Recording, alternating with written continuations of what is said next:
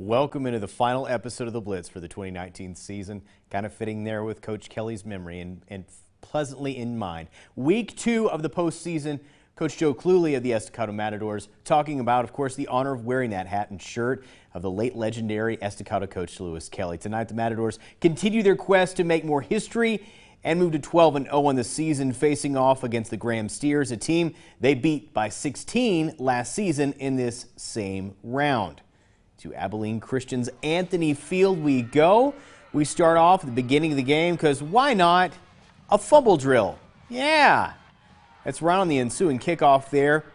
It's going to bounce around in the air and the Mats are going to recover it. But you know what? They're feeling generous here as Estacado is going to give the ball right back off of this boink throw that gets knocked up in the air and caught by the Steers. Okay, so you remember that running back that Coach Cluley talked about earlier in the week? That was the receiver. That's Daniel Gilbertson, and that's a touchdown. The Steers take an early 7-0 lead. Mats come right back, though, with the ball. It's Jalen Dobbins to TJ Steele. And there is steel in his veins because he has taken it to the house. That's a touchdown. We have a tie ball game. Next possession. End around, and Steele's going to cough up the ball here. Goes back to Graham. It was kind of a back-and-forth affair right there. You know, I want you to watch what happens on the next offensive possession for Graham. The hit. Ooh. Yeah, Tadrian Ward puts on Gilbertson. Yikes. But, hey, some good sportsmanship to get him back up. Estacado holds Graham without getting any points. And then second quarter we go. Steele breaking away for this one, 14-7. Let's get a check on that score right now. It is late in the ball game. Estacado with a 26-14 lead. Let's go out to the guy who's been in Abilene literally all day. That's our Ryan King, who's standing by live with the very latest. Ryan?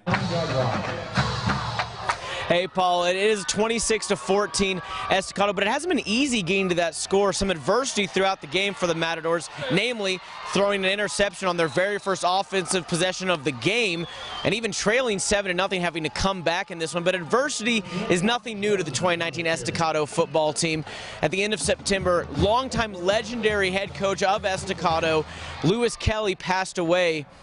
And the team wanted to honor him by putting a decal on the back of their helmets, just said LK for Lewis Kelly, pointing his initials, so he'd be with the team the rest of the season. And heading into the playoffs, Lewis Kelly's wife wanted to give the current head coach of Estacado, Joe Cluley, one of the longtime coach's shirts and hats.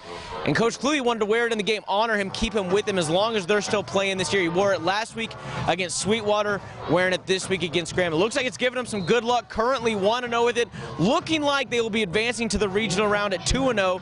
Lewis Kelly's mark still very much on this program. And this game tonight hasn't been the prettiest, but Estacado's had to battle back, force some turnovers, get some late scores, and honestly put on a performance that Coach Kelly sure would be proud of. Paul? Ryan King live there at Abilene Christian's Anthony Field. Thank you so much, Ryan. Now, earlier in the day, another LISD team in action. The Monterey Plainsmen look to extend their winning streak to 5 games. In front of them, Denton Ryan's district mates, the Birdville Hawks, and who have been solid all season long. They would get the ball to start out. Birdville coughs up the ball, though, first off, but then Monterey comes right back, and after a score there, look at that, 7-3 Birdville, and then Tyree Tipton takes this one to the house over 70 yards to give the Plainsmen a lead. Going to the second quarter now. Long pass there from Corian Bailey to Tipton. Gave them the lead, actually, at 21-17. But it was all Birdville after that. The Hawks go on to eliminate the Plainsmen 41-23.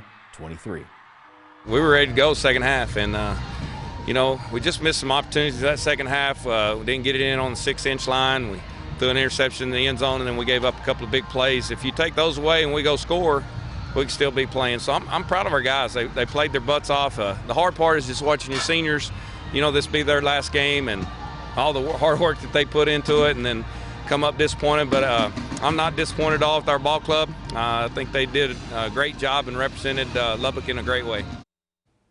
All right, so Cooper, they're moving on. They win big time over Burgess, 49-7 the Pirates are sailing on.